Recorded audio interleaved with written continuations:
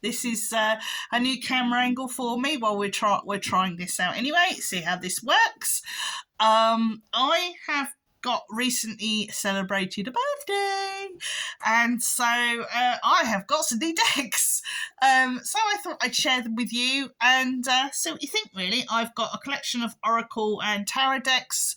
I've got a few more on the way as well. Certainly at least a couple anyway, but these are the ones that I have so far. Some of them are gifts, some of them I had some sort of extra vouchers and things, and I got them with those. So let's make a start, shall we? I'm probably going to do a little video per deck and then edit them all together for one big long one. That way I can put some of them on Instagram and some of them on YouTube and stuff like that. So we'll see how it goes. Anyway, right, it's really for me to get used to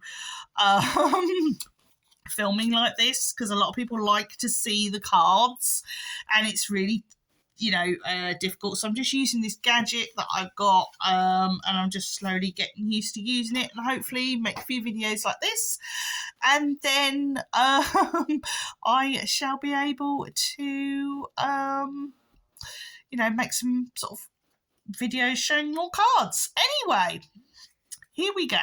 These are a little deck I've been after for a while. They're going to be lovely for travel and things like that. And I like the imagery, and it's a cheap little deck. I think this one comes to under £10. So it's a very cheap, nice for beginners, that kind of thing. And it's called the Witch's Tarot. If I should just show you on the front there, it's called the Witch's Tarot. Hopefully you can see it. Unfortunately, I've got a great big, the way I've had to set up this camera, I have a great, half of what I can see is blocked, so I'm just hoping that I'm putting things in the right place. But anyway, that is the deck, and it's by Ellen Duggan. That's who the deck is by, illustrated by Mark Evans. Okay. Right, I like this little deck. It's got some really nice imagery, which is great for the sort of storytelling element of tarot reading. These feel very much like fairy tale-ish in a way, but they also have like a modern feel to them as well, which I really like. There's some sort of modern elements to them. They sort of feel a bit collagey as well. Like there's all different styles all stuck together, and that is really, really nice. Some really nice colours, nice and clear, nice and bright.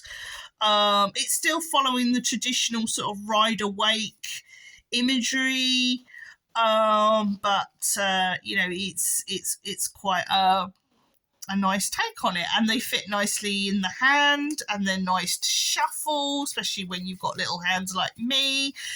And I think these are a couple have popped out. I'll have a look at those, but I wouldn't say the deck is very it's not going to last that long. I don't think that the card stock is not brilliant, but it's going to be a nice little deck to take on holiday or something like that, something small to carry out in your handbag. And what's it given me? What's it dropped out? We've got the 7 of Swords, 8 of Swords, and the 9 of Swords.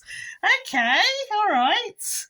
But as you can see, although when I'm looking, it does sort of I'm going to have to hold them up like that in order for them to not get the glare of the lights. However, I have got a way around that, because something else I got were these little fellas. And they are card holders, which are really handy for your altar, if you want to stick some cards on your altar. But also, if you're having trouble like me and your difficulties with lighting and my eyesight and stuff like that, because I have something called optic nerve drusen, which is a condition that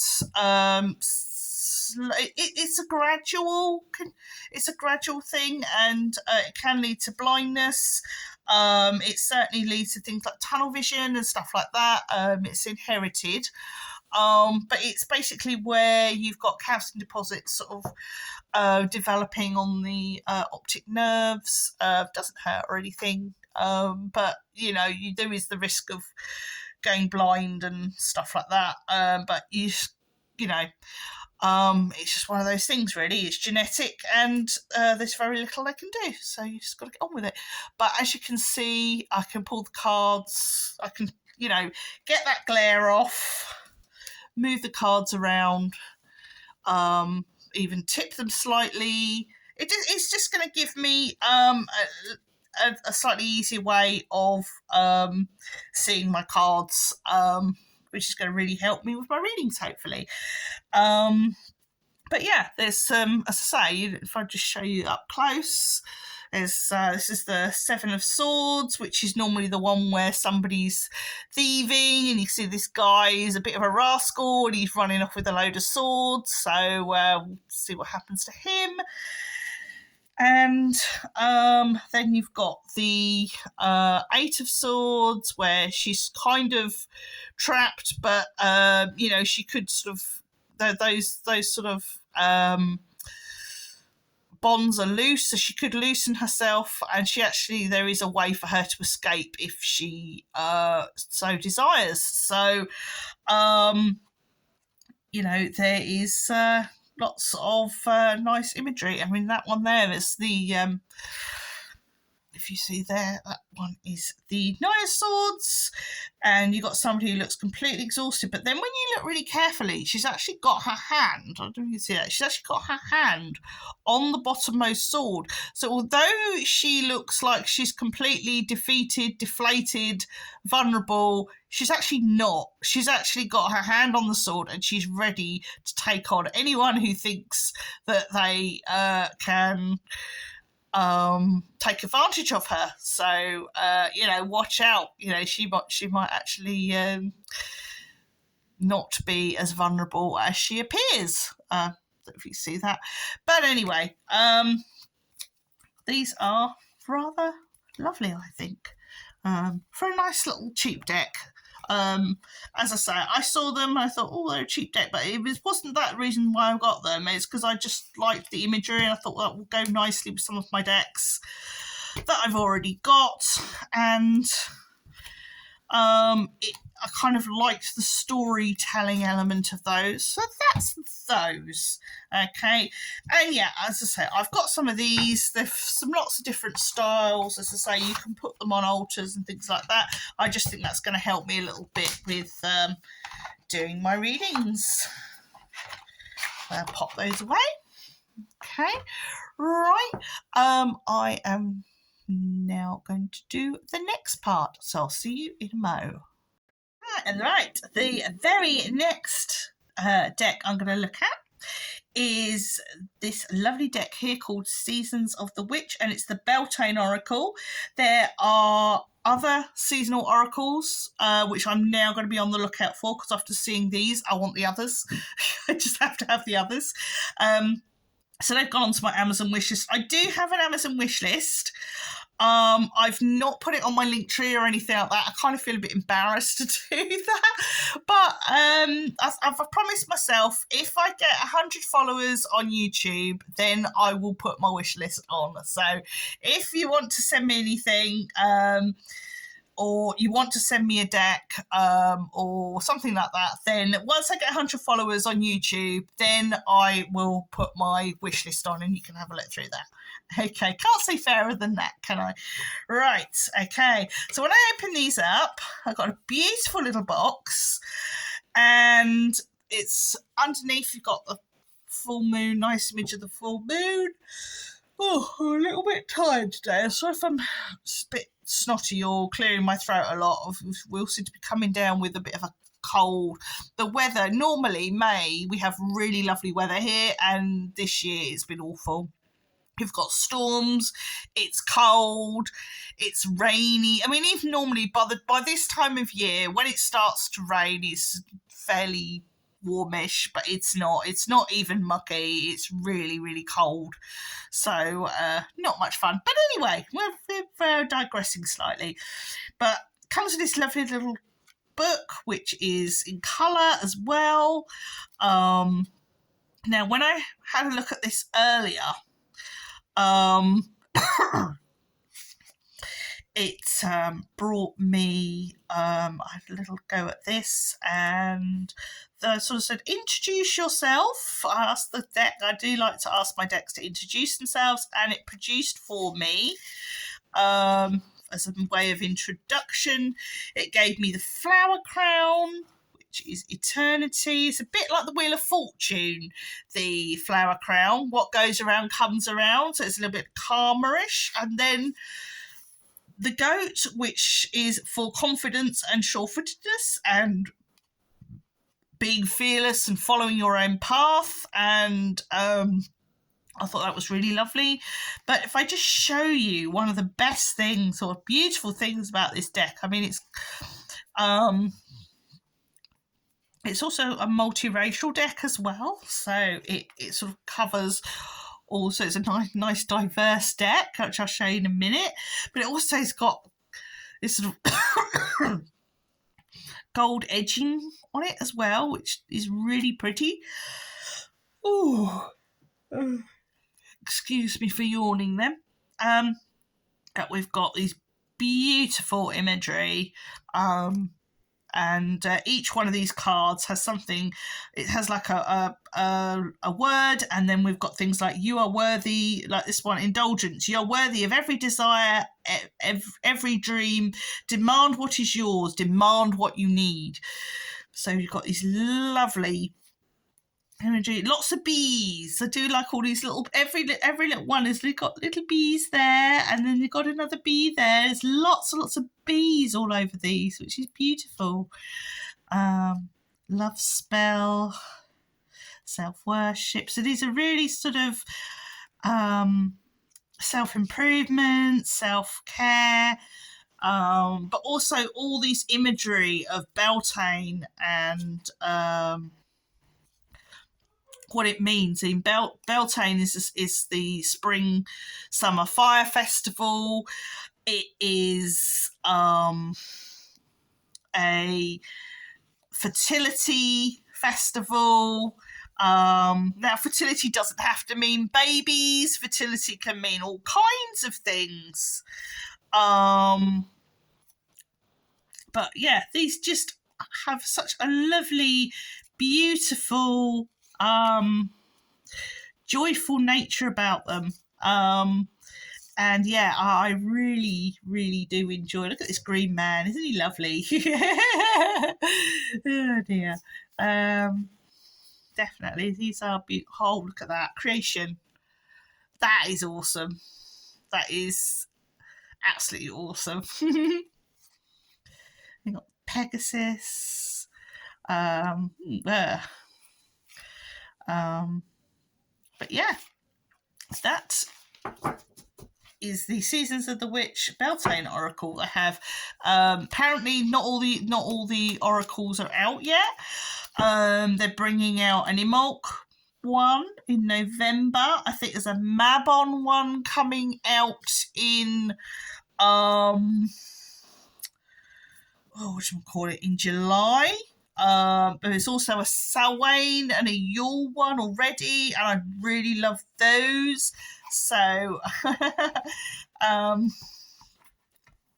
definitely, so these are definitely some Oracle cards that I want to use a lot, and definitely seasonal. I said I wanted some seasonal decks, and this is a perfect deck for this time of year. And yeah, it's really beautiful. I mean, this has got sort of like butterflies on the front, but also bees, little bees as well. It's really, really lovely. Anyway, I better move on to the next deck. See you in a mo. Hi, I'm quickly going to mention these before my next deck. These are something my husband got me. Now, I'm currently writing a fanfiction novel set in Middle Earth. And so after that, once I have completely done with it. I'm then going to start writing my own fantasy novels, and I think these will really come in handy for the sort of more folklore elements that I'd like to enter into it. So these are going to be a nice couple of little reference books. They are by D.D. Cheney and Willow Winsham. I've had a little glance at them. I couldn't really find stories in them, but I wasn't really looking for stories. I think these are going to be more of a reference guide than anything. So yeah, just thought I could quickly share those. Moving on, Oracle, another Oracle. This one is the Witch's Oracle. My sister sent me this one another one from my Amazon wishlist. And she sent me this one, and it's got a lovely book. It's in black and white, but that actually makes the imagery nice and clear in case you've missed anything. Some of these books now, when I was a lot younger, you used to get a tiny, and some of them cheaper decks you still do, you get a tiny little pamphlet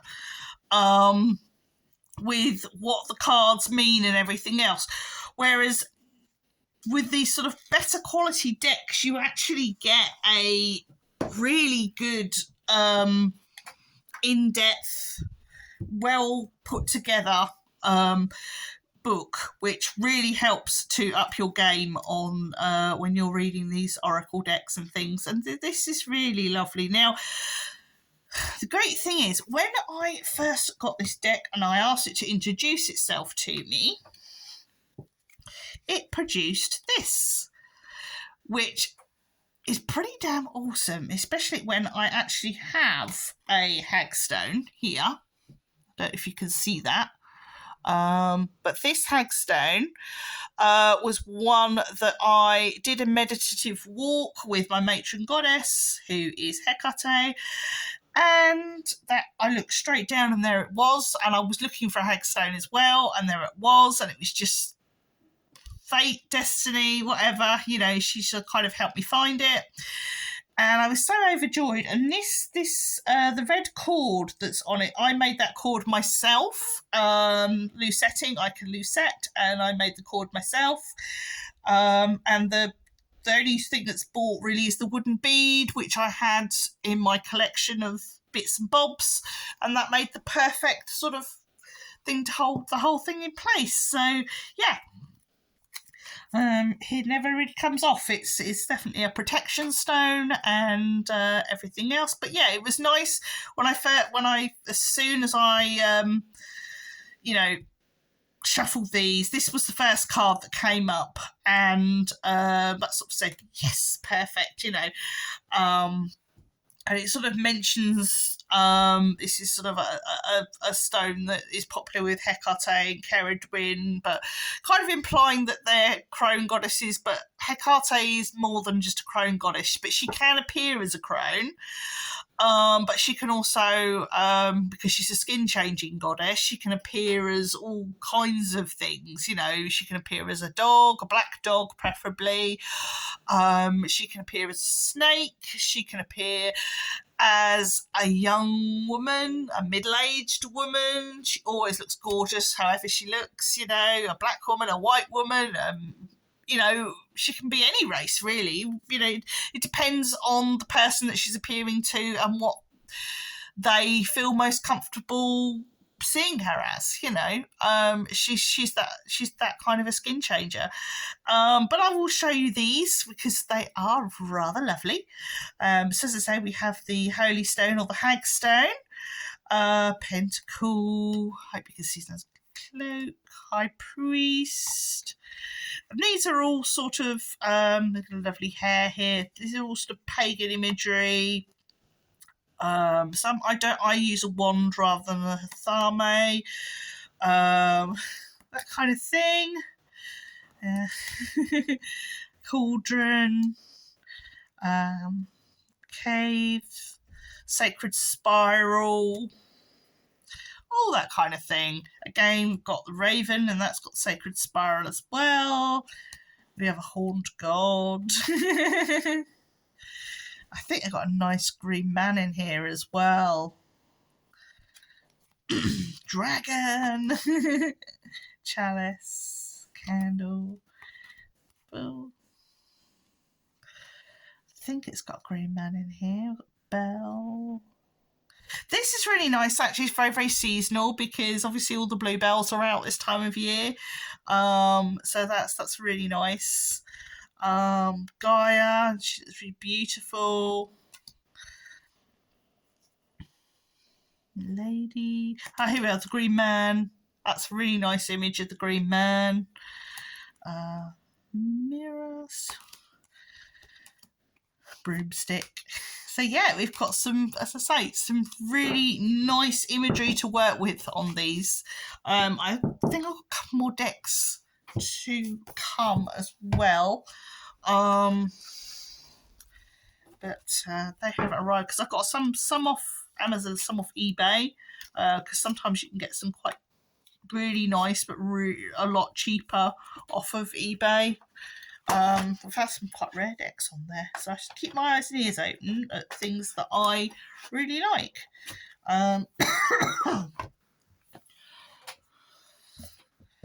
So I shall pop that away. That is rather beautiful. And then last but not least, I'll show you what that will be in a minute. Right, and the last deck I have for you tonight is this little fella. It is the Lord of the Rings. Now, I have obviously got my, which I'm using for my daily readings, my sort of 80s pre-movie, very sort of dark Lord of the Rings deck, so it's quite an old one.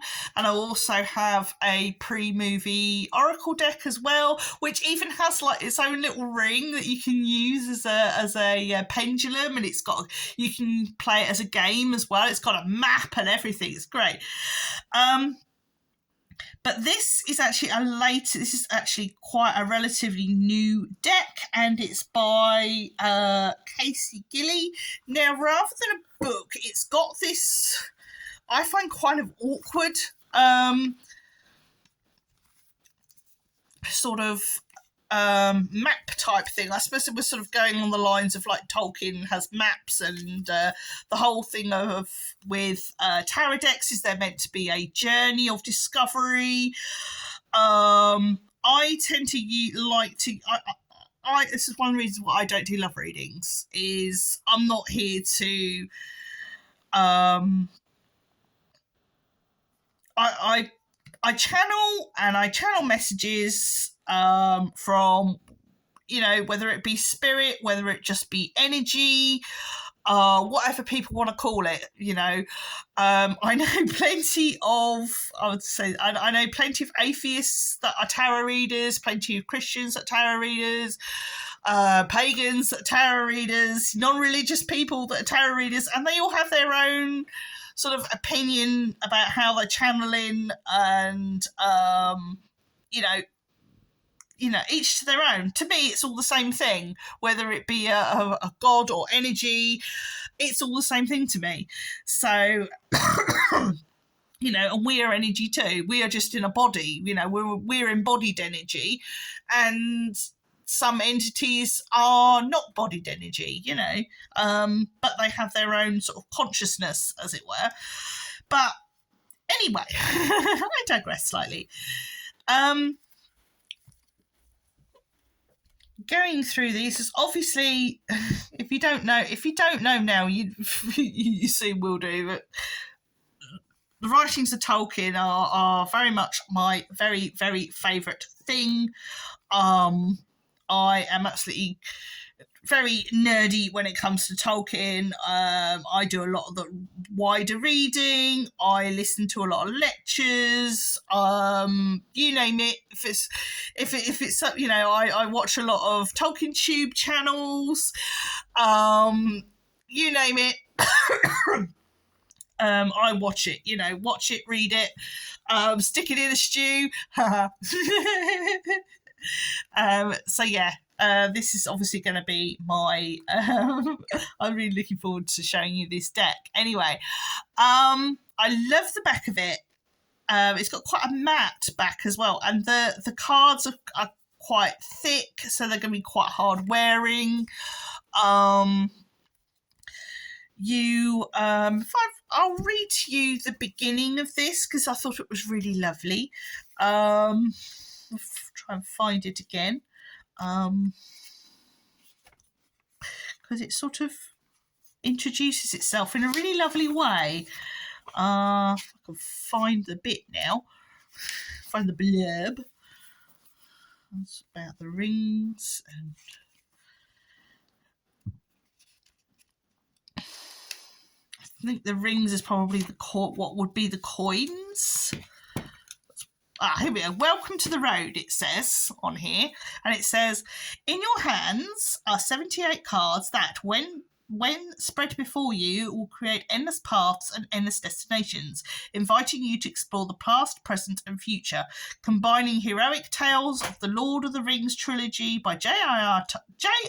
Tolkien with the legacy of the tarot. This deck grants you access to your own great adventures. On your path, you will see familiar faces in the roles of the major and minor arcana, guiding you along through the lessons of the tarot, encouraging your journey of self-discovery. These characters are here to help you learn about yourself and the ways you interact with the world. They can challenge your assumptions, spark inspiration, and prompt you to examine your intentions through reading for yourself and others. So pack your lembas, sharpen your axe, and get ready to wander into the mystical realm. And be prepared. There's not knowing where you might be swept off to. And it's quite interesting here, this picture here, we've got Frodo as the Fool. Now, one deck that I am desperate to get my hands on, but it's really expensive, and that is the Hobbit Tarot. I think it's quite rare. I don't think it's made anymore, and so it's really hard to get hold of. I've looked at some of the prices and gone, oh my God. But their Fool is Bilbo Baggins. So that's quite nice, I think, that the Fool in this one is Frodo Baggins, because it's Lord of the Rings, and that the Hobbit Tarot is Bilbo Baggins. That sounds really cool. Anyway, right, let's have a look at these. So, and we turn them over. I just won't show you them all, but I think here we've got, obviously, the lovers. So we've got Arwen and we'll call it Aragorn here, which is quite nice. And one has to assume this is Elrond as the Hierophant, and he's got the see, look at the Swords of Narsil, they're in two pieces like it should be.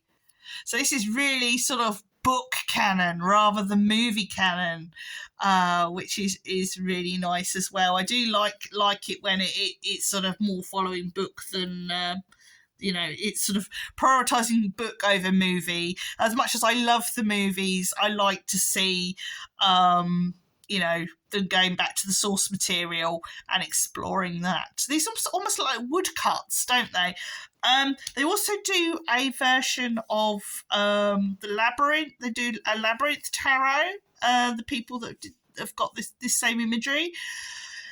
And I'm just like, oh, I want that. That was my favourite movie ever growing up. I wanted to be Sarah. I even had the waistcoats to be Sarah. The world, and we've got the Fellowship. How cool is that? We've got Legolas and he's not blonde because we don't actually know. Tolkien never wrote what colour his hair was. And he also calls himself Sylvan, which could mean that although his dad was a Sindar elf, that he could have been his mother could have very well been Sylvan, which would kind of make sense. You're sort of joining, if you're mingling your tribes, as it were, you might want to marry someone from the other tribe to secure your place. That's a kind of very medieval way of looking at things. We've got Judgment, we've got the Horn. I don't know if that's Boromir's horn or whether that is what was the other one? What's his name? Theoden. It could be Theoden's horn, but I reckon it's probably Boromir's horn because we hear a lot about Boromir's horn. We've got Eowyn here as the sun. And you've got the basin with the moon. It's really lovely. And I think this must be Bilbo here working on his. Let me make sure that you can see these properly. So I do apologise if they're going out of shot. I can't actually. This was the only way I could set the camera up, but I can't actually see half of what I'm looking at because of the great big thing in the way. And I don't have any fancy camera equipment. You know, I don't have 1 million subscribers on YouTube to be able to be monetized and afford fancy equipment. So you have to make do with bargain bucket Vicky, right? But anyway, we've got like the devil here, which is obviously a Nazgûl. In fact, that's the Witch King. There's a crown there, so that's the Witch King. We've got a Hanged Man. We've got Gollum as the Hanged Man. That's quite cool. Justice, Legolas. Doesn't he look fantastic in this? You see that? That really does look fantastic, Legolas. We like that. And we've got Rosie here, Queen of the Rings. Oh, bless her heart. That's obviously Saruman. And Ace of Rings, obviously, we've got the One Ring. I haven't found Wheel of Fortune yet, but I'm sure I will. Got some lovely Hobbit imagery. I wonder if that's Farmer Maggot or something like that. Actually, it might be Sam, because they've got I don't know. It's one of the Hobbits anyway. But if I just have a look. So we've got cups. And we've got Galadriel as the High Priestess. We've got rings. Whether all of them rings of power, I don't know. But we've got lots of rings. So I think they are instead of pentacles or coins. Then obviously we've got swords. Tom Bombadil was the Knight of Wands. That's a nice image of Tom Bombadil there. So we've got. He may not have got in the movies, but he got in the tarot.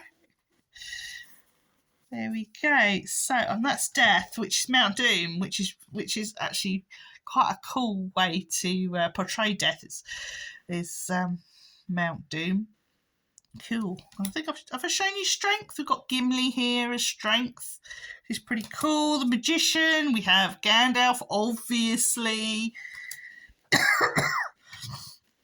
And this is probably, I think it's probably Merry, because this is all surrounded by the sort of Rohirrim stuff, so it's probably Merry, this one. Yeah, so these are pretty damn cool. I'm really going to enjoy using those. I don't think there's much more to be said. Apart from I've got some daily daily